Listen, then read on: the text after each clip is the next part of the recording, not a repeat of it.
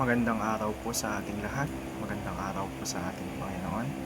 Ako nga po pala si John Robby Medina at ngayong araw po, October 12, 2025, araw po ng linggo, ay samahan niyo po akong pag-aralan at unawain ah, ang mga salita ng ating Panginoon. At bago po tayo magsimula sa ating devotion, samahan niyo po muna ako sa isang maikling panalangin. Yes Lord, maraming salamat po sa araw na to na pinagkaloob niyo po sa akin. Papasalamat po ako Lord sa mga blessings na binibigay niyo sa akin Lord. Lord, humingi po ako ng kapatawaran sa mga pagkakasalang aking nagagawa Lord. Baguhin niyo po yung puso ko Lord. Baguhin niyo po ako Lord. Naway masunod ko yung mga salita at may sa buhay ko ito. At Lord, bigyan niyo po ako ng wisdom at knowledge sa araw na to upang maayos kong matalakay at may apply sa aking buhay ang iyong mga salita. At ang lahat ng ito ay dinadalangin ko sa makapangyarihang pangalan ni Jesus. Amen. At ngayong araw po, ang pamagat po ng ating devotion ngayong araw ay saan nagmula ang kaluluwa? Traducianism. At ang paksa po natin ay magmumula sa Psalm chapter 51 verse 5. Sinasabi rito, "Surely I was sinful at birth, sinful from the time my mother conceived me." O sa Tagalog naman po, narito ako'y ipinanganak sa kasamaan at ipinaglihi ako ng aking ina sa kasalanan. At ang concept po ng ating devotion is traducianism. Ayon po sa pagpapahulugan nito is traducianism is the view that the human soul along with the body is generated from the parents at conception. This means that both body and soul are passed down from Adam through ordinary generation, explaining why all humans inherit a sinful nature. Romans 5 verse 12. O sa madaling salita, yung traducianism daw po is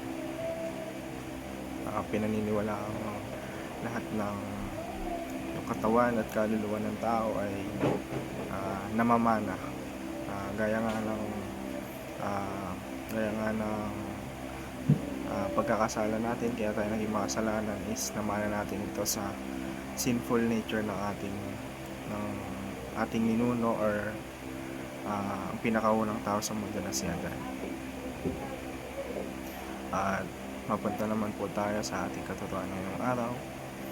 Traducianism teaches, unang-una, human soul came from human parents.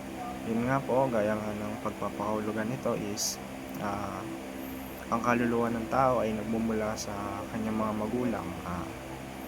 Hindi ito nililikha ng Diyos sa bawat kapanganakan, bagkus ito'y namamana mula sa magulang, gaya ng minana natin na sinful nature kay Adam. Sa ikalawa naman po, humans inherited Adam's sinful nature. Yun nga, namana natin yung sinful nature or yung pagiging likas na makasalanan kay Adan. Naipasa ito generation to generation. At ang kauli at huling katotohanan ngayong araw is humans need Christ to become a new creation. Yun nga, base nga sa paliwanag ni Pastor Russell is si Christ ang Adam sa makabagong panahon. Kung yung dati si Adam yung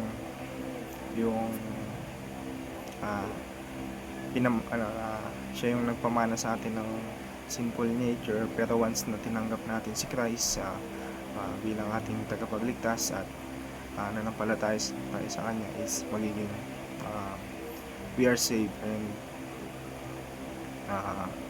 we are blessed na pinatawad na tayo ng ating Panginoon sa ating mga pagkakasala. Malinis na tayo sa harapan ng Diyos.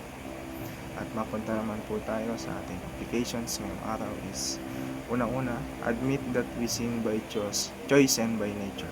Yun nga, matuto tayong hihingi ng tawad yung mga pagkakasalang ating nagagawa. Wag natin itong isisi sa ibang tao, bagkus matuto tayong i-admit ito na kaya tayo nagkakasala is dahil sa choice natin and sa pagiging likas na makasalanan natin. Sa ikalawa, accept the free gift of salvation by faith. Yun nga, yung faith or pananampalataya sa diyan tayo maliligtas, hindi tayo maliligtas ng mga makamundong bagay or kahit na anong gawin natin dito sa mundo is baliwala kung hindi tayo nananampalataya sa Diyos. At ikatlo at ikauling applications ngayong araw is abide in Christ and live by God's grace. Sundin natin yung utos ng ating Panginoon and mamuhay tayo ng naayon sa kanyang kaloob. At yun lamang po para sa applications ngayong araw. At bago po tayo magtapos ay samahan niyo po ako sa isang panalangin. Holy God, I confess that I was born in sin and shaped in iniquity. Surely I was sinful at birth, sinful from the time my mother conceived me. But thank you that through Christ, the second Adam, you have given me new life and righteousness that I could never earn. Help me to remember the seriousness of my sinful nature, but also the greatness of your grace that redeems and renews me. Teach me to live in the freedom of your salvation and to walk daily in the power of Christ's victory. In Christ's precious name I pray. Amen.